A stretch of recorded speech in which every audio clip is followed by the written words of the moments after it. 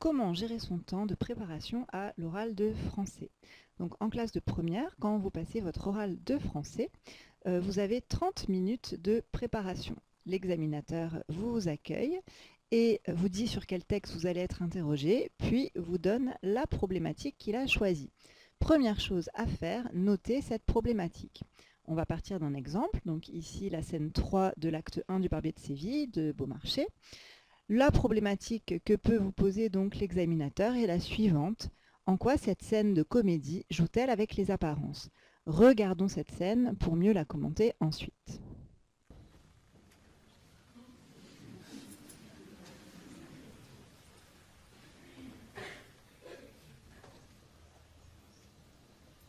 Comme le grand air fait plaisir à respirer, cette jalousie s'ouvre si rarement. Quel papier tenez-vous là? Ce sont des couplets de la précaution inutile que mon maître à chanter m'a donné hier. Qu'est-ce que la précaution inutile? C'est une comédie nouvelle. Quelques drames encore? Quelques sottises de nouveau genre? Je n'en sais rien. Les journaux et l'autorité nous en feront raison. Siècle barbare. Vous injuriez toujours notre pauvre siècle. Et pardon de la liberté?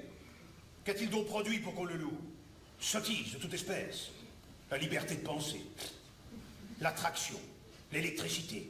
L'inoculation. Le tolérantisme. Le quinquennat. L'encyclopédie et les drames. Ah, ma chanson! Ma chanson est tombée en vous écoutant. Courez, courez donc, monsieur, ma chanson, elle sera perdue. En que diable aussi l'on tient ce qu'on tient? Ramassez vite et sauvez-vous.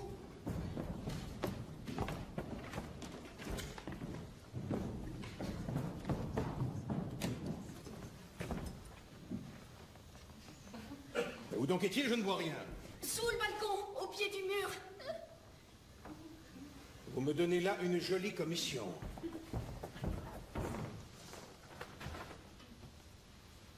Il est donc passé quelqu'un? Je n'ai vu personne. Et moi qui ai la bonté de chercher. Bartholo, vous n'êtes qu'un sot, mon ami. Ceci doit vous apprendre à ne jamais ouvrir de jalousie sur la rue.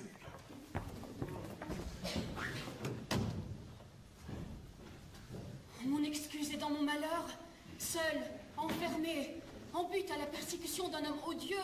Est-ce un crime de tenter à sortir d'esclavage? Rentrez, signora. C'est ma faute si vous avez perdu votre chanson, mais ce malheur ne vous arrivera plus. Je vous jure.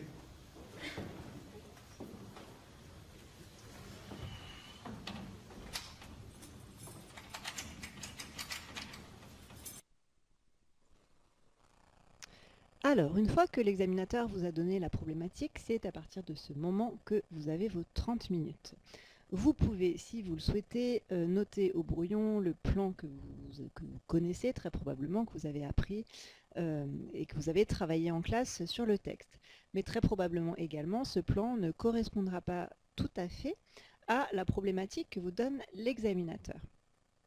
Donc, ce que vous devez faire avec cette problématique, dans un premier temps, c'est analyser les mots-clés. Commençons, ici, nous avons le mot « comédie ». Qui dit comédie dit que vous devez vous interroger sur les différentes formes de comique et vous demander quelles sont celles qui apparaissent dans cette scène. Donc le comique de geste, de mots, de situation, on peut trouver également le comique de répétition. Vous devez également vous interroger sur le genre littéraire, ici la comédie et le lien avec la comédie classique du XVIIe.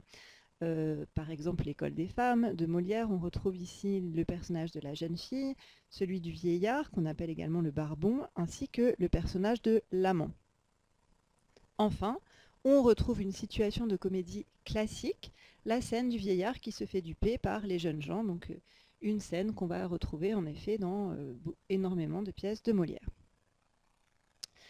Deuxième analyse pour les mots-clés, il est question ici de jeu avec les apparences. Il faut donc vous interroger sur la relation entre les apparences et ce qu'elles cachent, à savoir la réalité, et vous demander si cela correspond ou au contraire s'il y a un écart. En apparence, donc, nous avons dans cette scène une jeune fille qui a l'air plutôt innocente, un vieillard qui a l'air plutôt idiot et l'amant de la jeune fille qui lui semble plutôt entreprenant. Vous pouvez relever dans l'extrait de la pièce Plusieurs exemples qui vous permettent d'affirmer cela. Dans un deuxième temps, on retrouve donc la scène de comédie classique Le vieillard dupé par les jeunes amants. Enfin, il ne faut pas oublier que cette scène est située dans l'acte 1 et qu'elle a ainsi une fonction d'exposition. Dans les deux premières scènes, on découvrait le comte ainsi que Figaro et on apprenait les desseins du comte à l'égard de Rosine. Dans cette scène, nous découvrons justement Rosine, celle que le comte Almaviva aime, et on peut anticiper sur la suite de la pièce. Cependant, les apparences ne correspondent pas vraiment à la réalité dans la pièce. En effet, cette jeune fille innocente, en réalité, est plutôt une jeune fille rusée. Il y a plusieurs relevés que l'on peut faire dans ce texte pour le montrer. De la même manière, le vieillard ne se laisse pas duper si facilement. Avant de remonter, on voit bien qu'il émet des soupçons sur ce qui vient de se produire. Enfin, l'amant ici n'est pas du tout celui qui prend l'initiative, il est comme une marionnette dans les mains de la jeune fille qu'il aime. Deuxième point, certes, cette scène est une scène apparemment de comédie, néanmoins, le moment où Rosine est seule au balcon et exprime qu'elle se sent en esclavage, il révèle ici une tonalité pathétique qui tranche avec la comédie classique. Enfin, nous avons bien certes une scène qui participe à l'exposition du premier acte, mais nous avons également une scène qu'on pourrait dire méta-théâtrale, puisque finalement, dans cette scène, il est aussi question du théâtre comme genre, d'une comédie nouvelle, et on pourrait opposer finalement les anciens et les modernes à travers les personnages de Bartolo et de Rosine. De ce fait, vous avez plusieurs éléments pour construire votre plan. Si au brouillon, vous avez repris le plan que vous aviez vu en cours, vous pouvez piocher dans ce plan les éléments qui vous permettront de répondre à cette nouvelle problématique. Surtout, vous ne devez pas rédiger car vous perdriez trop de temps. Vous utilisez une feuille recto par partie, vous notez donc les titres de la partie, des sous-parties, ainsi que 2 ou 3 tirets avec les relevés et un rapide commentaire. Et pour éviter de tout recopier, vous surlignez les relevés dans le texte et vous reportez votre légende. Si vous avez peur d'oublier, vous pouvez rédiger également votre transition d'une partie à l'autre. Voici l'exemple d'un brouillon qui pourrait être le vôtre sur cette scène.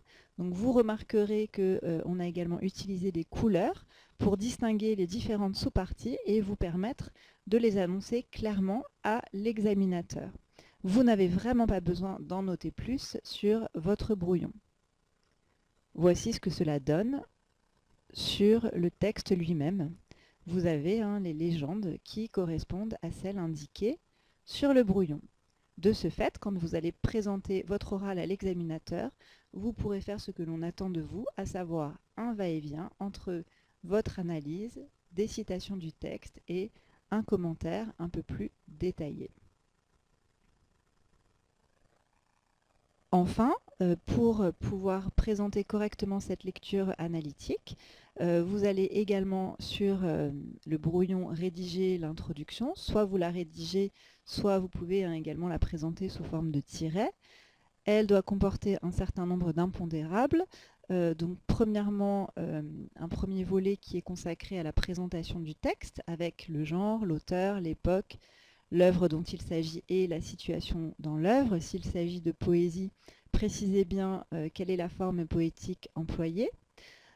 Ensuite, vous faites la lecture du texte et une fois que ce texte est lu, vous reprenez la problématique de votre examinateur et vous annoncez le plan.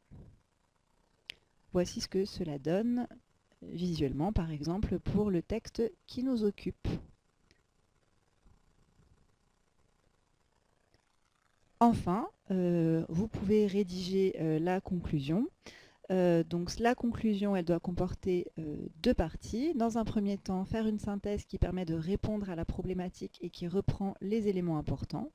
Dans un deuxième temps, proposer une ouverture sur le genre, par exemple, sur un autre extrait de votre groupement de texte que vous pouvez rapprocher ou au contraire opposer, sur l'auteur, si vous le connaissez bien, ou un exemple de vos lectures personnelles. Ce qu'il faut, c'est proposer une ouverture dont vous maîtrisez bien le sujet, puisque l'examinateur peut ensuite vous interroger dessus. Voici un exemple de conclusion hein, qui n'est pas rédigé mais qui permet de savoir vers où on va. Une fois que vous avez fait tout ce travail, pensez bien à garder 5 minutes dans vos 30 minutes de préparation. D'une part pour vous relire, vérifier que tout est bien clair sur votre brouillon et surtout vous entraîner à la lecture puisque c'est un élément important de l'évaluation de cet oral. Bon courage à vous!